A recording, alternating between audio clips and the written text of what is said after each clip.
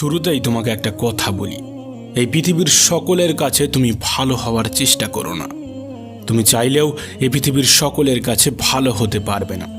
আজ পর্যন্ত কেউ তা পারেনি, আর তুমিও পারবে না। যদি সৎ হতে হয়, যদি ভালো হতেই হয়, তাহলে নিজের কাছে হও, নিজের পিতামাতার কাছে হও। কিছু কিছু জিনিস, কিছু কিছু আদর্শ মেনে চলা উচিত। তার মধ্যে একটি আদর্শ হলো বন্ধুদের সাথে কখনো বিশ্বাসঘাতকতা করবে না। শুধু তাই নয়, বিশ্বাসঘাতকের সাথেও কখনো বন্ধুত্ব করবে না। নিজের মধ্যে একটা জিনিস থাকা খুবই প্রয়োজন, খুবই জরুরি, আর তা হলো সৎ সাহস। যদি ভুলকে ভুল এবং ঠিককে ঠিক বলার সাহস তোমার মধ্যে না থাকে, তাহলে তোমার মধ্যে সৎ সাহস এবং ক্ষমতা কোনোটাই নেই। তোমার সাথে তোমার রবের সম্পর্ক সব থেকে বেশি গভীর হওয়া উচিত। এই পৃথিবীতে এমন একটা সম্পর্ক থাকা অত্যন্ত জরুরি, যার সাথে আমাদের মনের দুঃখ, কষ্ট, অভিযোগ সমস্ত কিছু নির্দ্বিধায় বলতে পারবো। আর সে সম্পর্ক অবশ্যই তোমার রবের সাথে তোমার গড়ে ওঠা প্রয়োজন। তোমার রবের সাথে এমন একটা সম্পর্ক গড়ে ওঠা অত্যন্ত জরুরি। মনে রেখো, এই পৃথিবীতে সব থেকে বেশি দ্রুত কাজ করে মানুষের প্রার্থনা।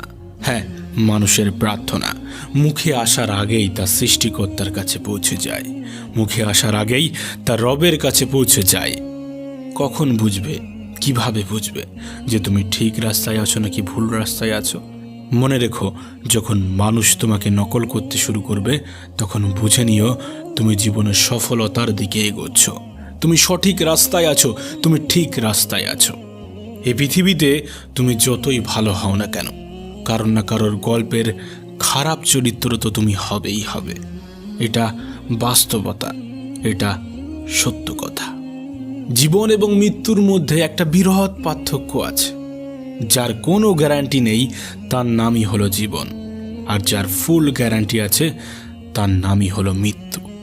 মনে রেখো, তুমি যদি সুখে থাকতে চাও, তুমি যদি আনন্দে থাকতে চাও, তাহলে অন্যের উপর নির্ভরশীলতা ছেড়ে দাও। তার কারণ অন্যের উপর নির্ভরশীল মানুষগুলো কখনোই আনন্দে থাকতে পারে না। এই জন্য এমনভাবে নিজেকে তৈরি করো যাতে তোমার ইচ্ছা এবং প্রয়োজনগুলো তুমি নিজেই পূরণ করতে পারো। এই পৃথিবীতে আমাদের জীবনের বিফলতার সব থেকে বড় কারণ হয়ে দাঁড়ায় আমাদের চিন্তা ভাবনা। আমরা মনে করি কাল থেকে শুরু করব, আজ নয় কাল থেকে স্টার্ট করব। মানুষের জীবনকে শেষ করে দেওয়ার জন্য এটাই যথেষ্ট। প্রিয় ভাই আমার, যদি তুমি সফল হতে চাও, তাহলে কাল নয়, আজ থেকে শুরু করতে হবে, এখন থেকে শুরু করতে হবে। আজ থেকে শুরু করব, এখন থেকে শুরু করব, এটা একজন সফল ব্যক্তির লক্ষণ। আর তুমি যদি সফলতা পেতে চাও, এ লক্ষণ তোমার মধ্যে ফুটিয়ে তুলতে হবে, এ লক্ষণ তোমার মধ্যে জাগিয়ে রাখতে হবে। একটা বইয়ের কাভার পেজ দেখে যেমন বইয়ের ভিতরে কি আছে তা জাজ করা উচিত নয়, ঠিক তেমনই মানুষের চেহারা দেখে সেই মানুষটাকে জাজ করা উচিত নয়। তার কারণ মনে রেখো, চেহারার তুলনায় বড় মুখোশ পৃথিবীতে আর কিছু নেই।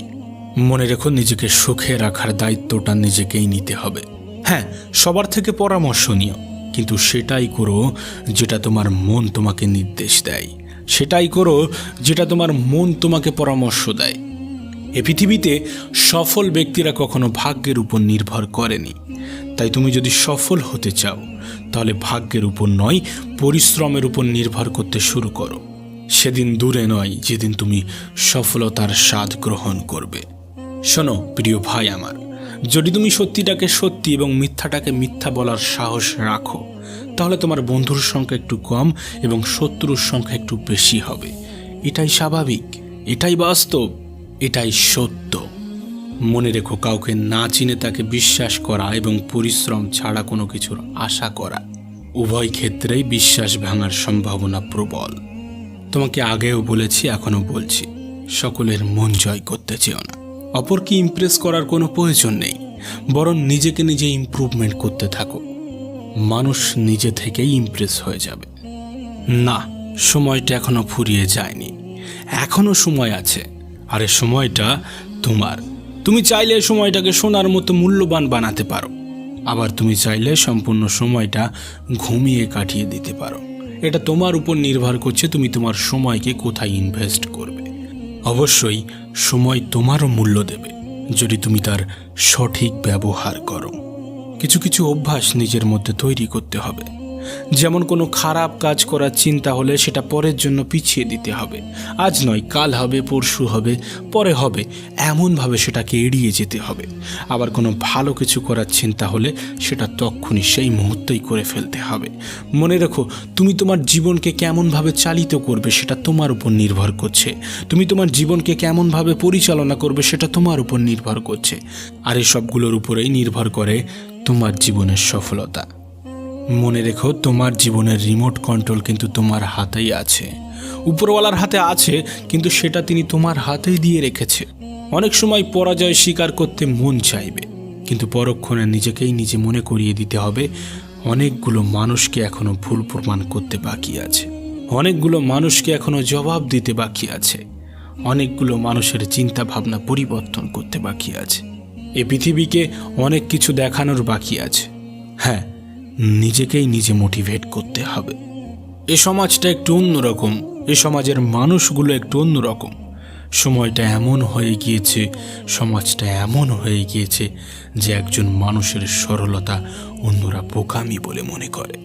তুমি কিন্তু আলাদা, তোমার চিন্তা ভাবনা কিন্তু আলাদা। সেই সকল মানুষ যারা নেগেটিভ চিন্তা রাখে তাদের থেকে নিজেকে আলাদা রাখার চেষ্টা করতে হবে। এছাড়াও আরও দু একটা জিনিসের উপরে তোমার ধ্যান রাখতে হবে। যেমন অহংকার। অহংকার খুবই বাজে একটা জিনিস। মানুষের পতনের সব থেকে বড় কারণ হয়ে দাঁড়ায় এই অহংকার। মনে রেখো, নিজের বয়স এবং টাকার উপরে কখনো অহংকার দেখিও না, কারণ যা কিছু গোনা যায় সেটা একদিন শেষ হয়ে যাবে। নিজের জীবনের উপরে কখনো রাগ দেখিও না, তার কারণ তোমার মতো জীবন পাওয়াটা হয়তোবা অন্য কারোর স্বপ্ন। জীবনটাকে এতটাও সস্তা করে তুলবে না যাতে কেউ এসে তোমার জীবনটাকে নিয়ে খেলার সাহস পায়। শেষে একটা কথাই বলবো, জীবনটাকে দুইভাবে উপভোগ করা যায়, জীবনটাকে দুইভাবে উপলব্ধি করা যায়। এক, যেটা তোমার সেটাকে অর্জন করো, যেটা তোমার সেটাকে অর্জন করো। দুই, যেটা তোমার কাছে আছে সেটাকে পছন্দ করতে শুরু করো। এবং সর্বোপরি নিজের প্রতি বিশ্বাস রাখো। বিশ্বাস রাখো নিজের উপর, নিজের রবের উপর।